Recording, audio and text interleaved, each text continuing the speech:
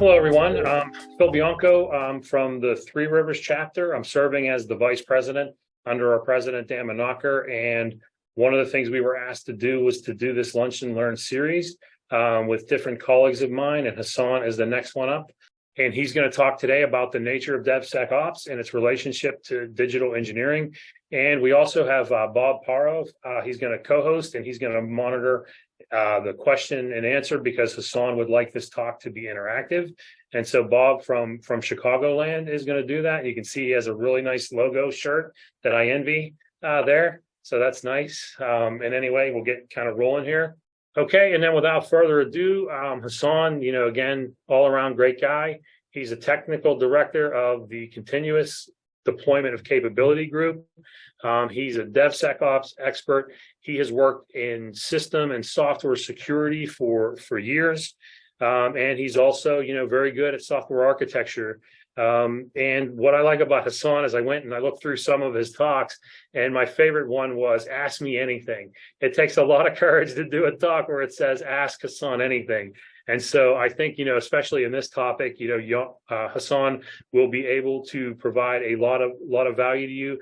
I know his students rate him very, very highly. He works, in our Master of Software Engineering program, which I'm a graduate of, and he's also, works for the Heinz School, and so he's very prolific, and he likes to teach and help younger people learn and grow. So without further ado, Hasan, I'm going to turn it over to you, and thanks for your time. Thank you so much, Phil. Introduction, also the setting the stage. I really like that. I'm really happy to be part of this Lunch and Learn series, and I'm excited. Let me share my screen so we can start to talk about it. And in the meantime, as Phil said a few times, and one of the things I'm looking for today, honestly, sharing informations, because we are spending our time during the lunch. We're going to learn each other's, and I keep learning. As usual, even though I'm a faculty member at the CMU, it's all about the sharing, it's all about the learning. And as I said, I'm really encouraging to discuss and talk about it. So what I'm going to talk about today, actually, the DevSecOps and how it is the relationship to digital engineering. I am hearing so much terminologies on DevSecOps and how it is fit in the big picture of the engineering or digital transformation. There are many other definitions. And also I'm going to share a study was done through the SEI. And one of our SEI clients, we work on how can we build up the right competencies and skills to really meet the needs of implementing digital engineering. Like, yes, we can implement some, but what are the skills? What are the tools, techniques we have to use? What the skills required as the kind of connected between DevSecOps and engineering? And before my talk, I received a nice input from Jackie and as well. There are some questions that you would like to learn about it. I will try to go as much as in detail, but it's really good to have a discussion with all of us together. All right, so I'm sure you know the SEI, but just a little bit background. I've heard many times. And we have established 1984, part of CMUs, and we have AI division, we have CERT division. I am part of the software solution division. And when I do that, I have two jobs. One is kind of doing a daytime job, and actually a lot of them daytime job, but I have a couple of roles in helping the Department of Defense on improving the state of practice. My group does specifically on how can we improve delivering capabilities, which is right now is the DevSecOps. And in the future, who knows what's going to be named out, but intent is how can we deliver a capability to the end user needs as effective, as timely, as affordably, as reliable. So combination of these not really change anything when we look at those terminologies. Yes, we have to deliver it, but speed is becoming very, very important now. We have a different complexities. Now we're in a different world as digital, we talk a lot. So my group is specifically focusing on how can we deliver those capabilities timely using right processes, right practice, or using right infrastructures, which is DevSecOps or agile practices.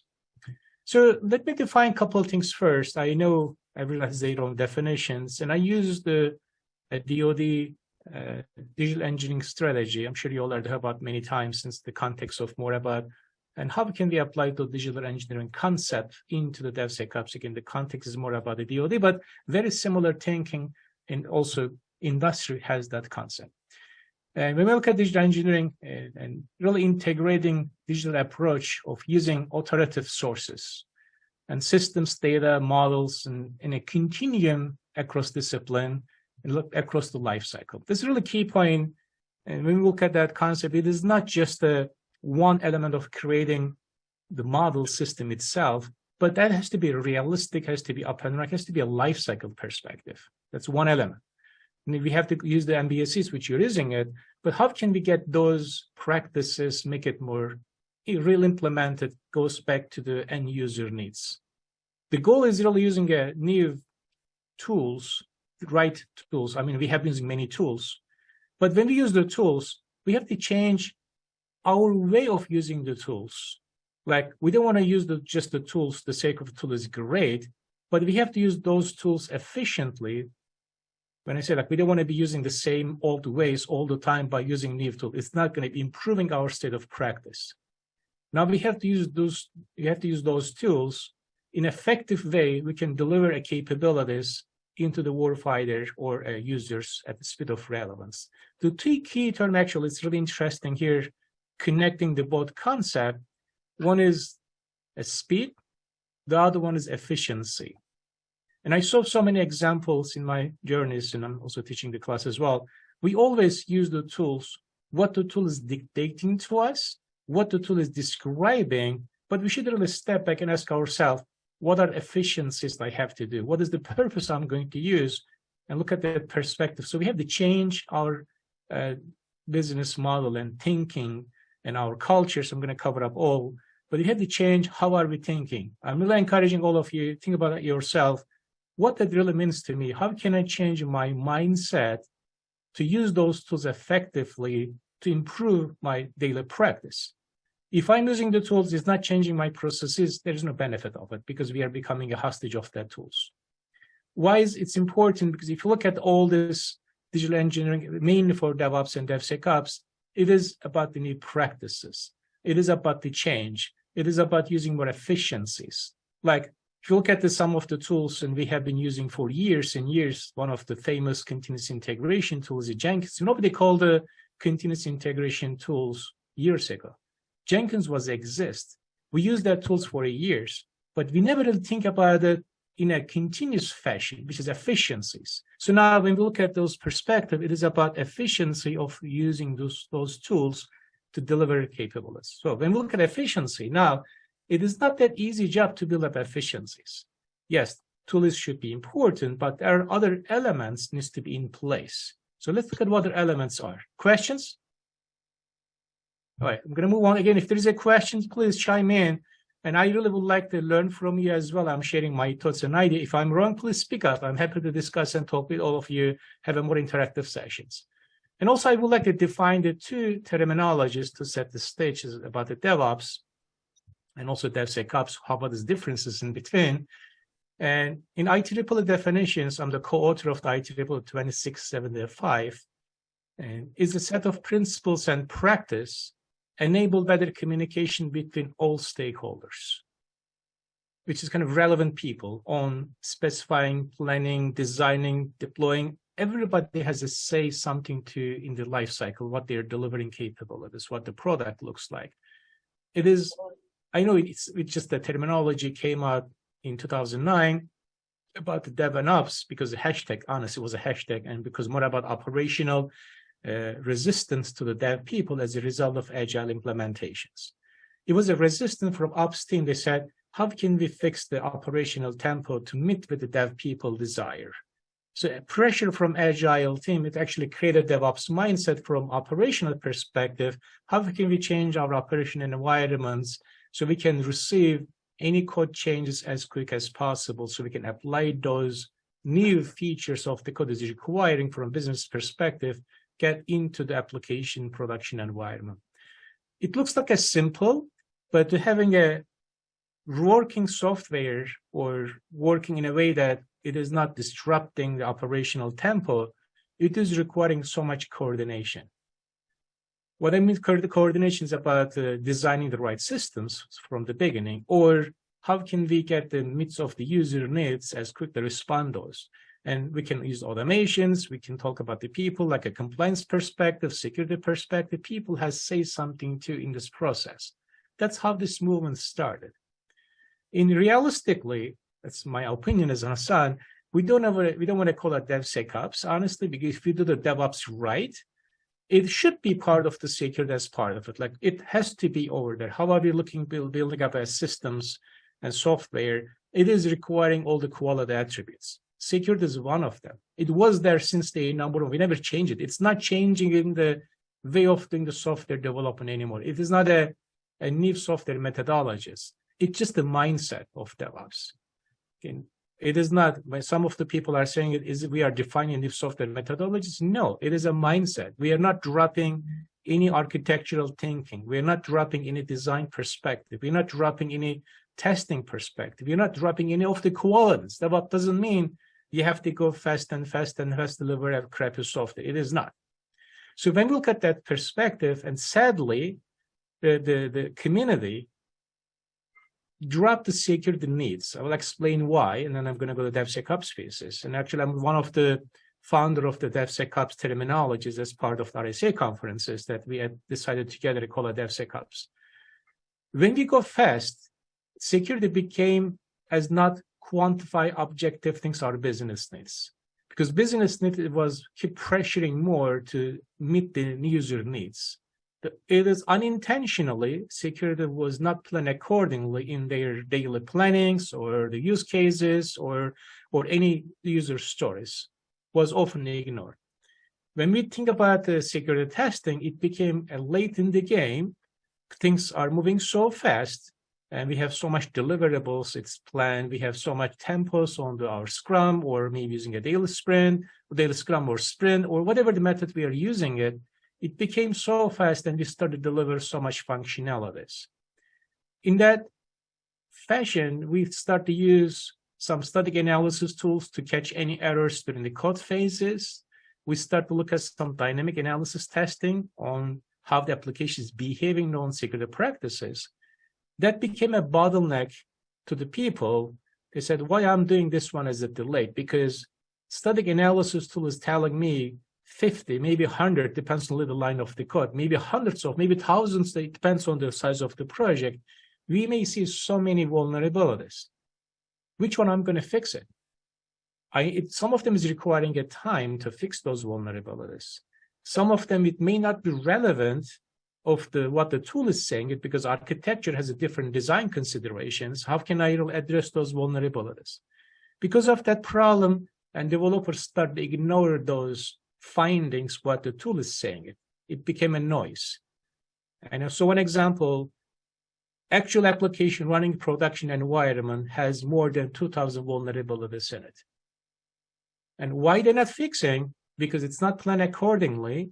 It is not planned in a way that have a business impact to the organization. It's not planned based on what the user are seeing at the security perspective.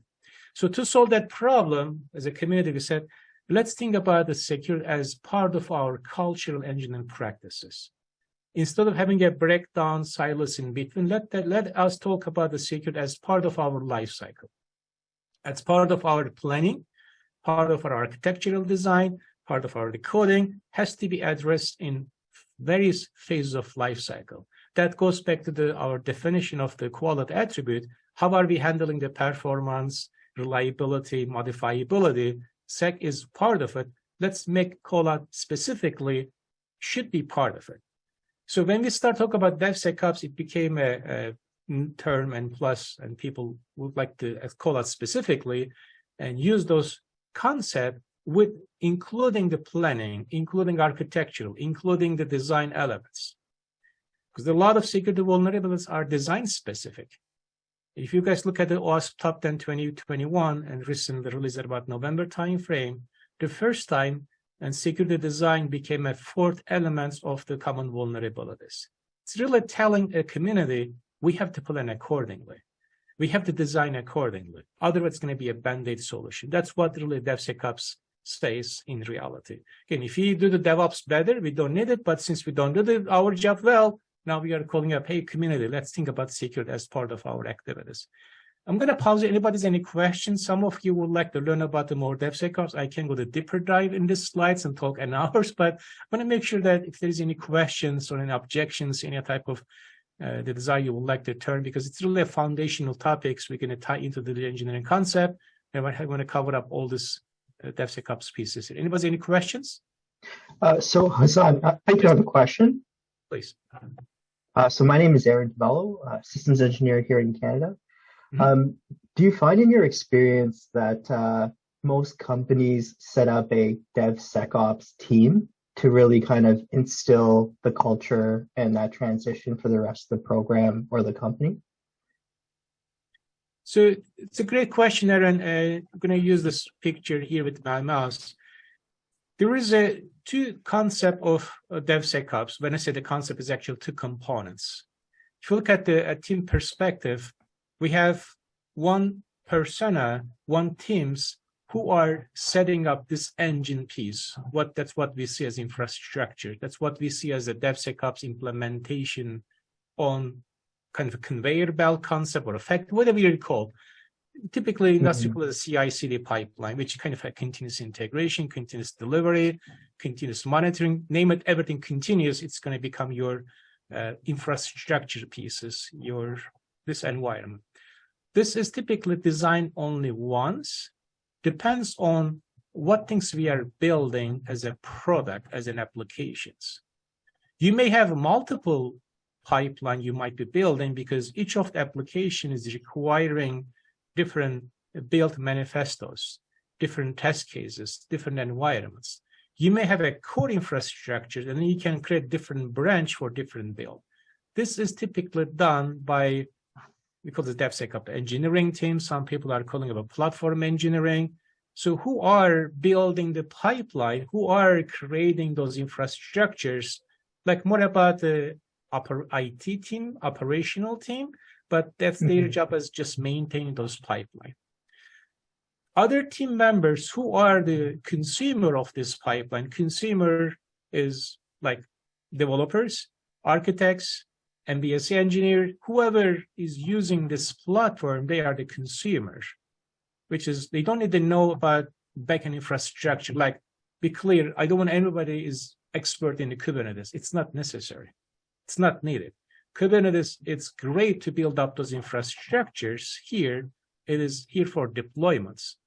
But we don't want to expecting everybody knows Kubernetes. What we are expecting, whoever using those infrastructure, let them think about what is my roles and responsibilities for DevSecOps thinking. Like, if I am planning my cases and epics and stories in my Jira or using a digital AI, digitally, or the kind of many other planning tools or a GitLab, how can I write those cases, epics and stories as effective as possible? I can carry out through my life cycle. When I commit the code, then I have a case associated case number. I can keep track those. When I push into my testing, I can look at my acceptance criteria on my planning. These are more DevOps way of using those platforms. Okay, so we have two personas. One is the consumer, which you see here. The other one is the producer. The producer are using this pipeline. So we have to think about that one. If you're looking for a specific, how can I organize my team structure? And actually, I can advise you, you can look at the team topology, and I can share the URL, Aaron, later on, or you can reach out to me.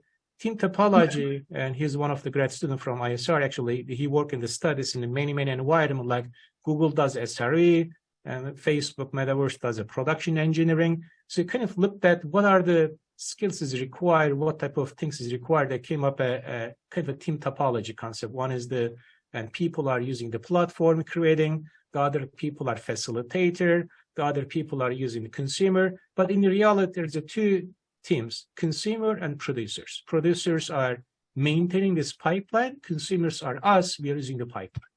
Does that answer your questions? Awesome. Thank you. Yeah. Thank you. Again, and I'm using the same construct throughout my talk as well. You will see the differences between consumer and producer perspective, how it is related to each other's. Right. Let's move on. Let's try to talk about a couple other goals on DevSecOps so we can emerge in digital engineering altogether. There are three main goals of DevSecOps implementation. It's important, like however we do in what you see in the engine pieces and tooling perspective, it's really more business mission oriented. We would like to address it. What's my mission? What's my business? What I'm going to do? What is my why that I have to start? When I say why, like, am I looking for specific impact, or I'm looking for delivering capable of certain users? I'm looking for certain targeted people. What is my mission objective? What is my business needs are? Because there's always a prioritization. Impact is playing a key role. Actually, it's kind of a foundational agile concept. If you remember the agile manifestos or the 12 manifestos and 4 tenets, it's about the business. It's about impact for the users. When we look at more specifically, how are we writing the agile stories? And we are using the invest criteria for the stories, which we are saying, what's the value? The value is about the business mission. That's the first concern we have to address it. The value is important. How can I get this value to the end users will get benefit out of it?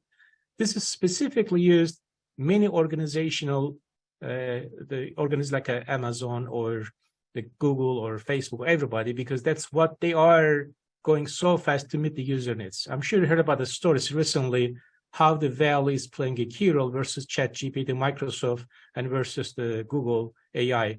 And then people actually impacted the organization. Google lost a lot of money, shareholder, because of not able to create value for AI perspective. I don't want to go technical, but I'm looking for what is the impact to me versus the other organization able to create the impact. And now there is a money associated and about the value. The other one is kind of like capability, delivering the value, which is similar to what we call a business mission. We have to think about what are the components required to deliver that value, which is requiring some people, improving some process, some technology choices, some build and deploy. It has to be delivering the value. We don't want to be delaying. When we deliver the value and business mission, we have to really think about the monitoring. How are we doing well? How our application does well, so we can feed back to the team. This is really a key point, and I'm not able to say that clearly here. But as you can see, we are collecting some data elements in every process, every component, every steps of what we do, so we can improve ourselves on every iterations, which is going back to the value perspective. How can I track my input? Then I can correct myself, and eventually I can learn better. I can do better, right?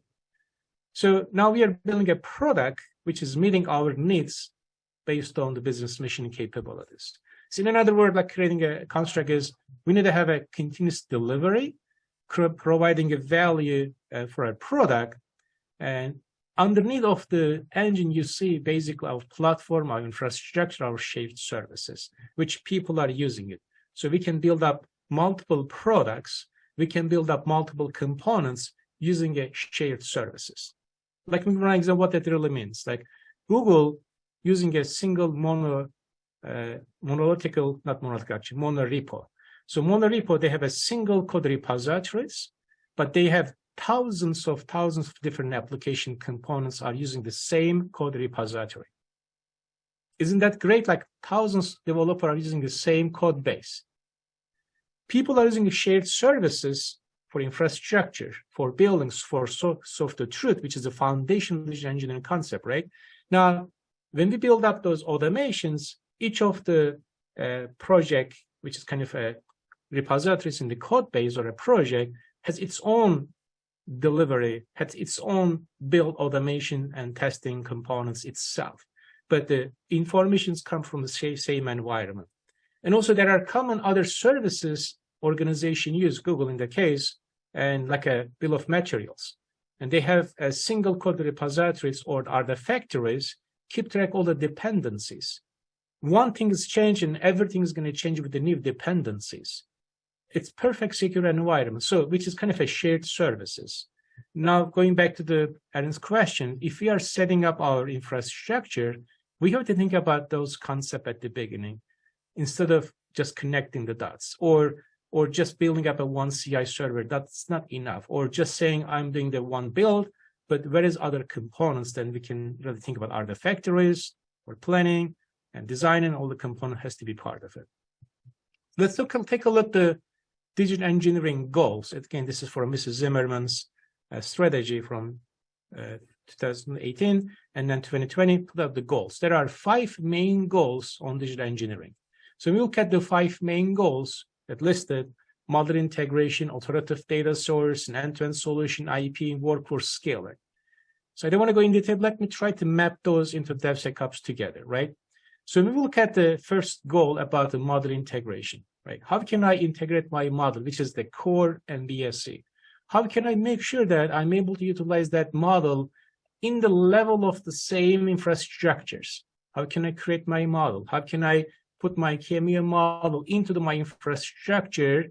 Then I can do the early planning, early design, early creation, so I can get the feedback eventually from a production environment, which is affecting my capability delivery here. Then I'm building some automation, some techniques for model creations or integration of my actual code eventually. Then I can get a collective feedback from my production environment, feeding back to the model itself.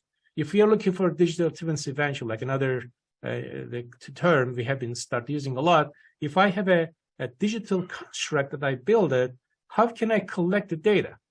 So let me give one example, maybe you heard it, but Tesla is a great example of creating a digital twins of every model. You see the Tesla car on the street, all of them has actually digital representation running in the Tesla data center. Every components, every car, it is sending back data back to the data center for better improvement of that model has been created. Again, I'm just talking about a very high level, but that's how the mechanisms is really working. Now, to get those inputs, that cannot be run by itself as a siloed, as a model integration. We have to put into our continuous integration phases. When we look at the second goal, honestly, this is the most important goal about authoritative data, authoritative sources. And we don't want to have multiple places running different digital components or a data artifact. Like you may have a SharePoint site, or you may have other components, maybe somewhere else, maybe email, maybe chat. It's the biggest problem. How can we make sure that we have the same version that we are using it? What are the data elements in between those tools, and where we can store this information? How can we get the exchanges? How can we make sure that we have the same version of people that can contribute it? How can we find out who is the owner of those data that we are trying to use? This is basically the out-of-box DevSecOps backend infrastructure is offering directly, so we can create those artifacts in the same environment how we keep the code eventually, like a GitLab as an example, or using a repositories, or using any type of configuration can be part of it. One example here as a shared services, GitLab, which is the very famous de facto planning tools right now, seems, when they start to build up infrastructure for themselves, they start to use every digital artifacts as part of repositories, like meeting notes, or lesson learned, or any kind of a lunch and learn series. Whatever they do, they create lots of information in a level of the code in their repositories. Now, the GitLab is the one of the organization are producing so many ebooks that nobody has that type of ebooks, like kind of creating more learning. Another important factor is we don't want to keep the information owned by entity as a unit, as the individual persons. How can we build up those information? Organization will own the information and knowledge. Like we are dependent on the people, but we don't want to depend on the people in a way that if something happens to that person, either living organization, God forbid something happened, where is that information stays? How can you build up the organizational knowledge pieces if you don't have the source of truth? Okay. When we look at the third goal, and which is end-to-end solution, how can I really get the one model? It's always go to the production environment so we can have see end-to-end pictures. That's the third goal. using a continuous integration delivery, using the operational monitoring, continuous everything will fit into the production. We have a third goal is achieved with the right engineering practices and using the infrastructure perspective. The fourth goal is also related with the second goal about IP and security protection. How can I protect my assets? If we have a different data relies on different components, different organization unit, it's very difficult to control who own that. It's very difficult to create some the policies, or it's very difficult to create about the security component as well. Who own that? How can you protect those? Now we put everything in the same infrastructure. You can do a lot of separations. You may ask about that. Probably I have different type of component, different manufacturing, maybe different product. How can I handle those? Almost every repository management, it is able to create different spaces. You can create a different space for each of the project you may have it. You can use the same server. Like one example, instead of creating a multiple GitLab instance, I can create a single instance here and put lots of project underneath of it, which is the Google Kids as a monorepo. Instead of creating multiple places, right? Then you can apply the fourth goal. Fifth goal about the work skills, yes, which goes back to Aaron's questions. These are the consumer. We have to really make sure educating the people to make sure they're able to utilize and do their own job in a DevOps way or in digital engineering way, so we can really see the relationship, we can build up those, we can build up the trainings. Like, do we have to train everybody using a CMU model? Do we have to? Or what is required skills to understand that concept? Or do we have to train everybody an expert in the Kubernetes? It's not realistic. What are the workforce skills is required to we can train based on our mission, based on applications. And we can build up the policy and guidance of people can follow it. People can be in the same page. Or like in the security perspective, someone has the question about the risk security. If I don't have a clear guidance on the risk postures and security, I cannot add into the value for a security perspective. It's also requiring a common guidance understanding. Right? Then the most important one here again, one of the elements is the metrics. How can I collect the metrics in my life cycle? We can improve as an organization myself. Also, we can improve our product, how our product doing well, and how are we doing well, which we have to collect data. It goes back to the feedback mechanisms of DevOps. If you guys heard about the three-way feedback from Jin Kim and other folks describing the three-way mechanism, which is one of the mechanisms of feedback, three waves. One wave is the feedback, but it's about the continuous feedback, continuous monitoring are the key elements of the metric spaces. Anybody any questions on this slide? How we connect this, basically how the digital engineering goals and how DevSecOps goals are marry each other and where we can utilize those concepts. Very good. It's a quiet group. I know it's a lunchtime. I know you guys are busy and I respect that, but if any question, just please chime in again. Are we good? All right, let's move on then. So now I'm going to talk about a couple of things. Let's say we know how can I implement those implementations together with the DevSecOps and engineering together. How can I implement those in organization? Now, we don't want to talk about the siloed anymore. We're going to talk about specifically, and we can use both digital engineering and DevSecOps together. We can use in an environment, right? So based on our work, and typically what we find out is the organization implementation, we have 3 swim lanes to implement digital engineering with DevSecOps lens together. One is kind of creating organizational culture and training, which is kind of goes back to one of the goals that we talk about it. There's a process and use case. We have to understand what is our why, what is our mission, what's our business objective. Then we can build up I would say then it's kind of another parallel work needs to be done about digital infrastructures. In each of the civil lane has some work to do. We cannot go right away. We cannot go to any specific implementation. We have to look at it as the civil lane. But when we look at this 3 civil lane, it is requiring some further coordination. I'm going to cover up each of them shortly. Let's look at the organizational culture and training, right? When we talk about organizational culture training, we need to understand what is this infrastructure, how much information I'm going to exchange. What is the configuration management I have to apply in my digital infrastructures? These are the key elements of handling the digital thread, digital components, keep track of the reviews, signatures, entities, informations, with assuming that we have the infrastructure, right? Then we can collect the right model to support the various programs, maybe architecture design, maybe requirements, maybe design, maybe cost optimization. Is the key point that we can collect from organization. We can build up some culture about changing our mindset. We can do the trainings about the role. So I'm going to cover up training more in details. I'm going to skip this portion because we don't want to just train the people for the sake of training. We're going to train the people based on what the skills require. Right?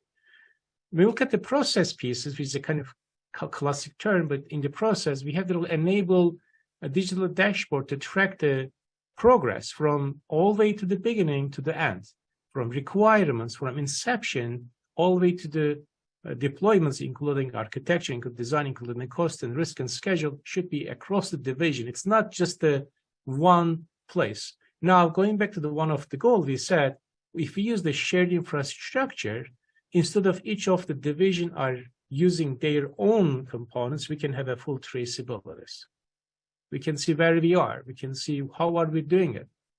We can see the impact of the value. We can calculate the value perspective. Now, each of the team probably can define their own dashboard, but how can we populate those dashboards in a higher level? We can see each of the organizational construct. I'm going to clarify one thing here as well, and I think I kind of a little bit mentioned at the beginning. We can build up one infrastructures. We can build up the multiple build process in DevSecOps construct. Multiple build process can be spun out couple versions, but using the same infrastructure, we are setting up a different build mechanisms, which will connect to your code, your models, and then we can see the product as an end. Like a little bit, maybe more clear example is Amazon build up all their web components. It's all microservices using the same common repositories, but each of the microservices has its own design. It has its own deployment, goes always to the production. It has its own server as well. So the shared information is the same, but building automation is actually using the same infrastructure, but different components. Then going back to the data flow, each of the components is generating data for us. So let's collect those data, fit into the either a common data places for further analysis, or we can build up the team for their environments. Then we have to build up a common guidelines for organization so we can utilize those guidelines, like CM practices, like using coding guidelines or MBSE guidelines. How can we verify how our model is doing well? Let's put those guidelines. One of the things I'm very in favor of the INCOSE, that's the place who we are defining those guidelines. Let us use those guidelines as practically for our environments component that we can use. So when we look at the kind of infrastructure pieces, now we are trying to implement those infrastructures as we are moving forward. Like you cannot build up the full organizational structure without having an infrastructure perspective. You have to build up the organizational construct, your training, your learning, and you have to build up your processes, and you have to build an infrastructure. So we came up with a three-phase approach, and instead of building everything as the infrastructure, now try to build up the organization maturity or improving process. It is not really working well. Like when I say it's not working well, we maybe build up full infrastructure, but it may not be our user needs. It may not be our business mission. How can we build up our digital engineering infrastructure aligned with the mission? So like we kind of create a three-phase approach. We can establish what is the minimum requirement of digital engineering environment. Like when I say minimum requirement is basically MVP, we can establish the foundational element. Like we cannot talk about digital twins right, but we can build up what is the minimal viable elements of the infrastructure requiring to build up right organizational, right process, and using right tools. We can add kind of a minimum is we should have a collaboration space. We should have MBSE system engineering design. We should have a model controls. We should have product lifecycle management tools and process in it. We should have product requirements management, system engineering practices, acquisition practices, and MBSE development and program management support should be in the first established phase. Like we have infrastructure, at the same time, we are adding processes as aligned together. Going back to an original slide here, if we have a different swim lane, if we are identifying, we can think about what is my required processes here? What is my components? It's not a one-to-one relationship, but give an idea.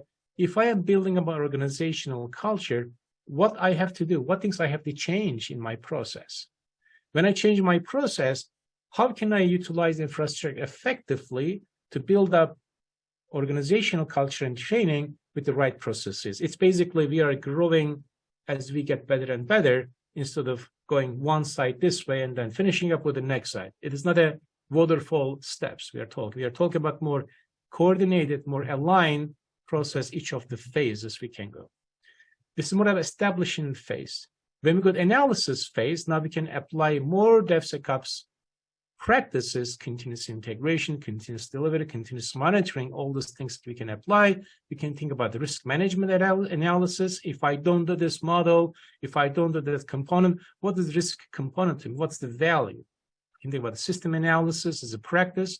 We can think about the other type of tool integrations on this phase. Maybe have a different test cases, maybe have different test environments we have to establish. When we go to the optimization phase, more realistic, I'm going to use simulations to see how my application is going to run, how my system is going to behave as part of digital threads. Now it's requiring more advanced. If you don't have a backend preparations, we cannot build up effective digital twin concept. We cannot have a right simulation as well, because that's kind of how it is working. What we do in a typical days, we do kind of separate activities. We have simulations is running. It is not connecting our automation pieces. We have a lot of smart sim environments. We're not able to communicate with the right acquisition practices. We're not able to communicate with right system engineering or the planning practices as well. All right, so now when we try to think about organization, that's a typical map. How can I tailor into my organizations? Now, you think about yourself, I need to understand what does my organizational culture looks like. How can I get those cultures to implement digital engineering?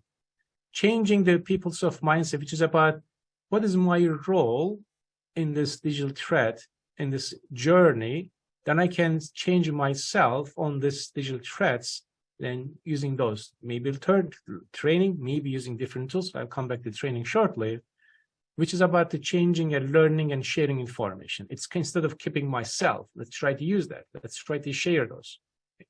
We can improve right processes. We can go to trainings. We can start onboarding activities. We can build up the right pilot project. We can build a prototype project. We can go step by step and tailor those components. So the last module going to talk about the very specific skills and competencies that we've discovered and we kind of created as a model. Before going that model, anybody any questions so far? I hope it is great. I'm not able to see any chat window. Is that, well, do you have any questions so far? Nope, I guess.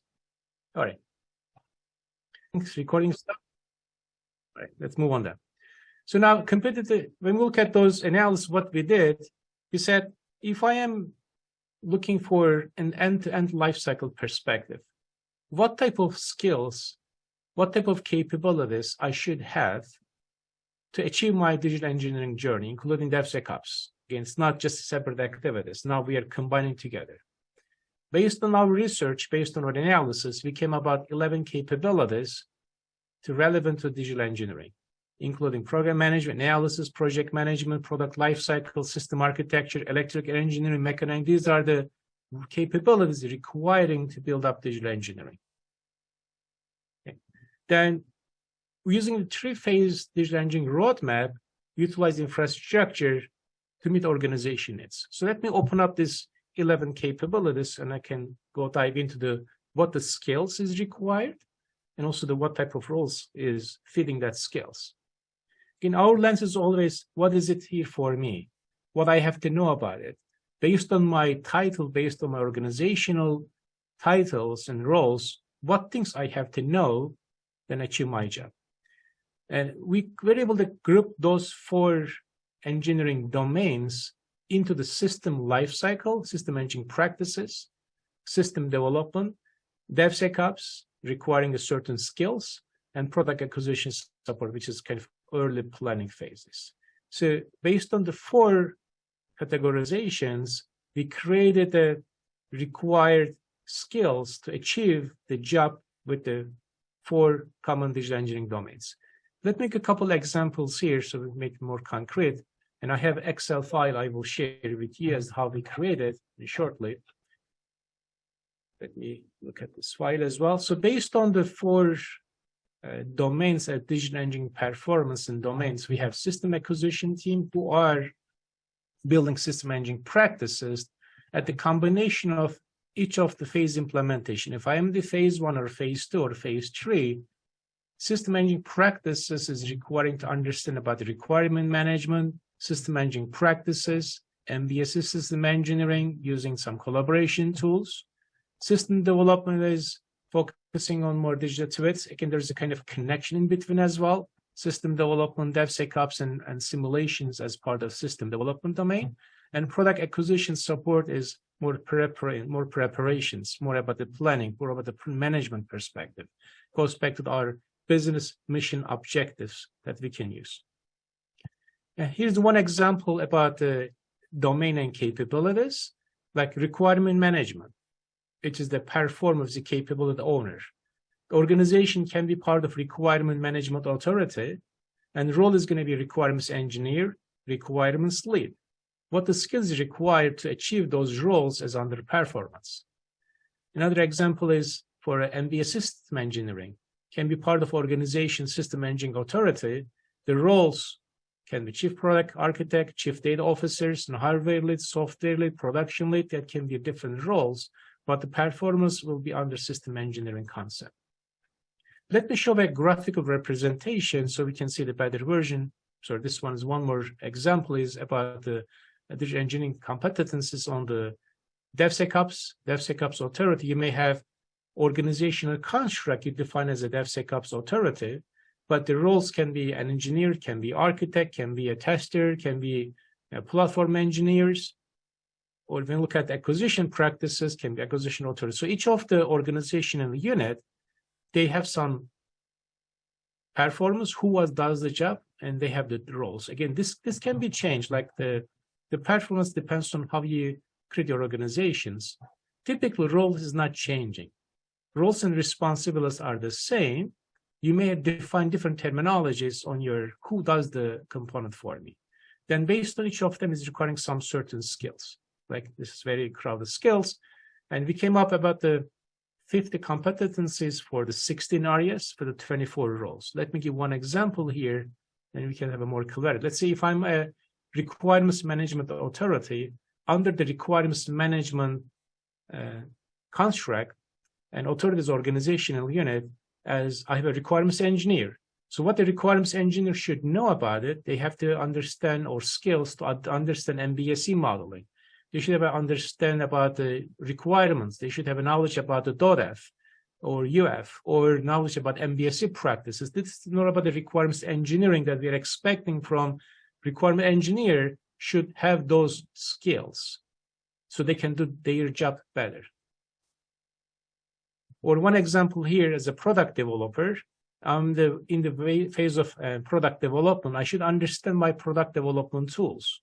Now we are talking about more why pieces, and then the components will change. Advanced usage of product, using MBSE practices, understanding my digital engineering threats, understanding my .f inner environments. If I'm a product manager, here's what I need about each of the advanced usage of the components, knowledge base, so kind of creating the hierarchy, each of the roles and responsibilities. If I'm a DevSecOps engineering role, my responsibility is build up infrastructures for me. My responsibility will be more about building the right services and creating the infrastructure, creating build mechanisms, what the product is telling to me. Like if I am acquiring a kind of a component from the vendors, when I get the model, I'm not going to be creating the model from scratch probably, but I should be able to understand what the model I can interpret, give some feedbacks. So I may not be a creator of the model. Maybe I'm a consumer of the model. I can utilize the model, give some feedbacks, understand those concepts. Which is about the question is, what is it for me here? What type of skills I should know about it? Now, based on those required skills, an organization can define their training curriculums. If I am looking for improving the bottleneck on the product development, what are the trainings required to fit our competencies? So this is going to be a driver for the organization will put their own training curriculums for the workforce, for the goal that we discussed. At the same time, we can use those skills to build up the infrastructure so we can implement end-to-end digital engineering concept. So where we're going to start as overall is kind of implementing digital engineering DevSecOps together, right? So I have one slide here. What is next? Really, we have to start our digital engineering process and flows. What is our typical, what do we have so far right now? Let's take a look. Try to understand what is our process, what's our workflow. If not, create something. Then based on the journey, we can identify and map the performance in global stakeholders. Like take one example. If I'm going to implement digital engineering in my organizations, who are my stakeholders? Who are the organization units? Let's identify those.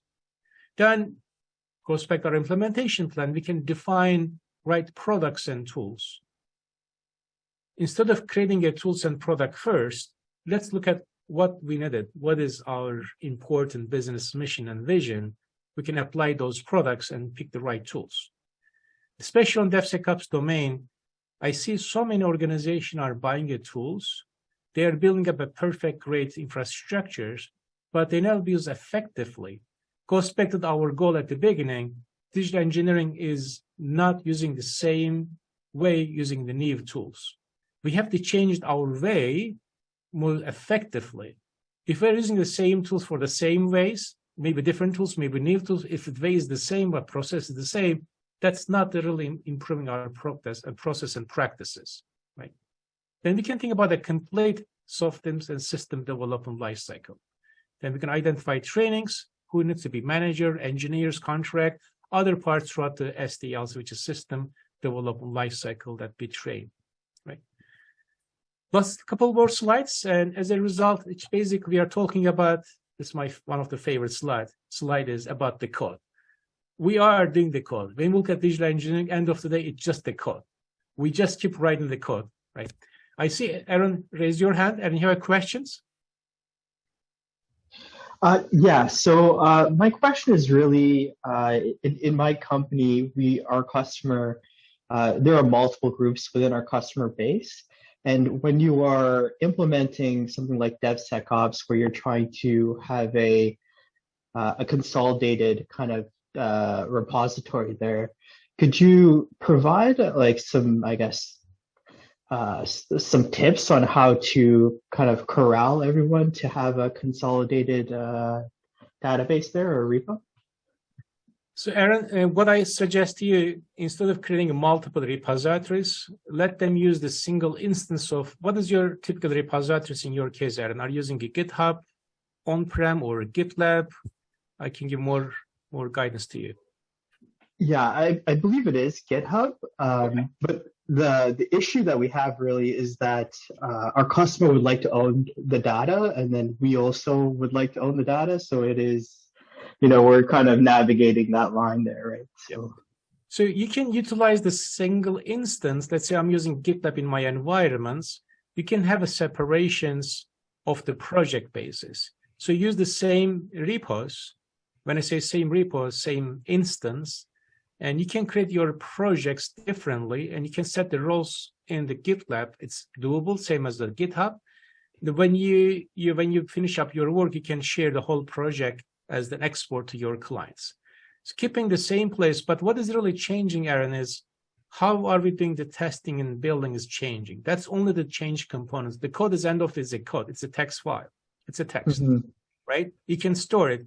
And how are we building those texts, which is the code? The building process changing. Now, it depends on how your build mechanisms looks like. If you have a Jenkins, you may have different projects in Jenkins. So each of the Jenkins project will have its own build mechanisms. If you're using a GitHub Actions, the similar construct is also true for GitHub Actions. So actions will be different.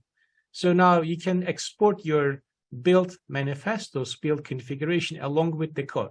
Now, build manifestos, build description, or the context, which is kind of a script, can be part of the, not can be, should be part of the your code repositories.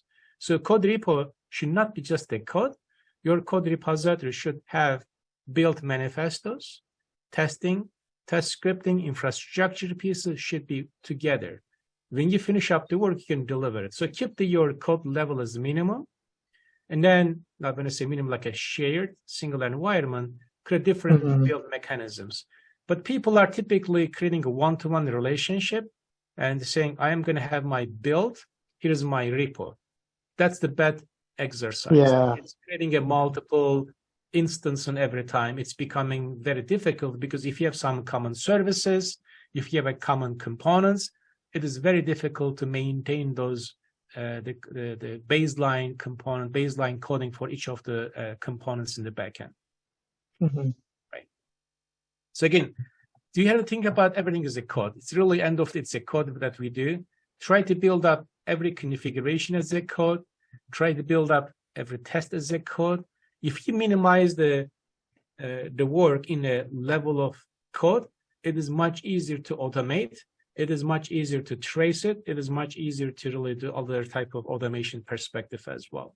If we keep a different type of set of images here and there, it's very difficult.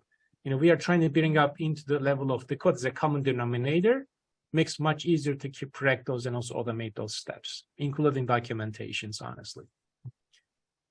So here is the more information here about the SEIs and DevSecOps. I have been publishing a lot of podcasts and blogcasts and webinar, and you can take a look at the SEI website. Or if you want to connect with me, and you can use the LinkedIn, or you can send me email. I could have any conversation with all of you for the further follow-on topics or discussions. So that's all I have as a slide, and we can discuss now. I think we have time, probably. We have up to 1:30. So I can give you more time for open discussions and ask yourself, what is really here for me? What does it mean to me? How can I change my perspective? And I would like to hear your story as well. And how you implement your digital engineering journey, or how you do your DevSecOps, and happy to hear from your thoughts and ideas as well. I'm looking for the chat room. So Eileen, you had a great input, like every company's they are starting, but they have less than what they needed. So, which is about the budget, but we don't know. We're not able to say what is the impact for our work, and we can define as moving for, like we can start as baby steps and define what you needed. Then you can add later on, because there's no way we can estimate overall budgets. And I really like that, how are we really create a different phase approach. Based on different phase approach, we can quantify, here's our budgets. Like one example I can tell you, that happened to me, and I was trying to get more security planning into their planning environment, like fixing those vulnerabilities. And engineer said, we don't have any time to charge in. I said, what do you mean, like charging to the time? Because they never budgeted for fixing those security fixing. He said, there's no differences for you writing a code versus security fixing.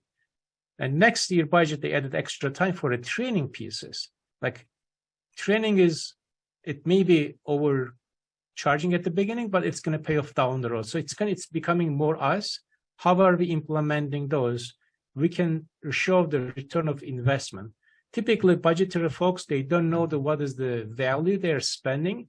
If you're able to demonstrate as return of investment of applying those techniques and idea, and then next time organization will say, oh, there's a value, let me put more money here because I'm getting more money than what I spent. And there's another question, I guess that Bob can answer it on my behalf. So I don't know that portion, Skylar.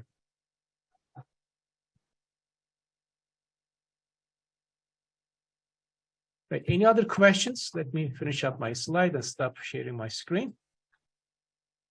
Anybody's in? I'm curious about your digital engineering or MBSE implementation, or how are you using your CMU model or Rhapsody or other things as automated. Anybody has any experience of automating those using tools and techniques, or how do the model verification in your code perspective? Let's get Bob. We don't have any questions so far, Bob. I'm here, so I have more time to talk about it.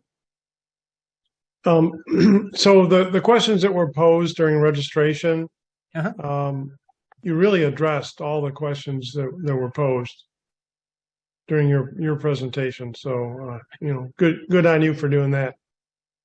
Great. Hasan, we do have a new question in the chat. Okay. Have you looked at any? Have you looked at incorporating any cyber vulnerability analysis tools like Blade Risk Manager? So I have not used the Blade Risk Manager, but I have used other type of risk management tools like SD Elements, and there are other things as well. Like if you look at the cyber vulnerabilities, and the vulnerability is based on the CV database, as we all know, and we have to keep track of those vulnerabilities in our application that we are using it. Okay, let me share my screen one more time so we can talk on the screen, and I can explain much better. Here, I believe this one.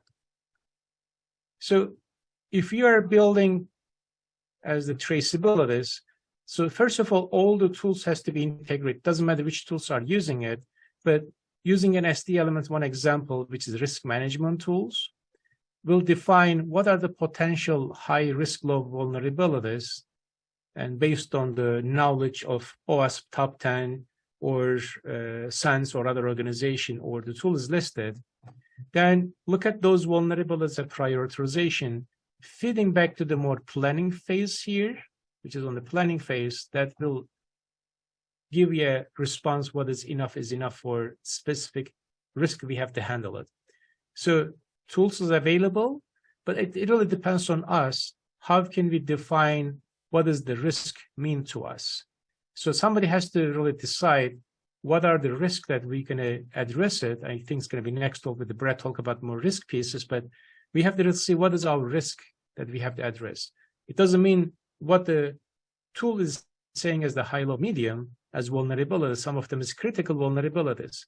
If I'm not using in my application architecture, I may have to put a lower priority, which goes back to the risk. Risk is going to tell me what is the important things to me, and you can put into the planning, feeding back to the continuous integration. When we get into the more testing phase, so continuous integration can initiate the static analysis result, and static analysis result quality gates or the using some profiles in your static analysis will use the risk profile that what you created. If you're doing some dynamic analysis, test other tools, you can look at those vulnerabilities that matters to you as part of your risk planning. That's how we can integrate into the DevSecOps pipeline. Any other questions? Doesn't look like it in the chat. Okay.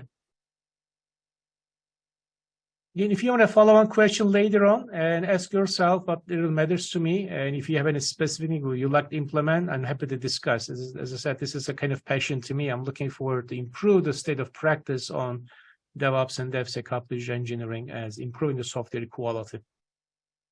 Hey, well, thank you, Hasan. Thank you, Jack. Thanks, Bob. Thanks for opportunities, and looking forward to working with all of you. Thank you.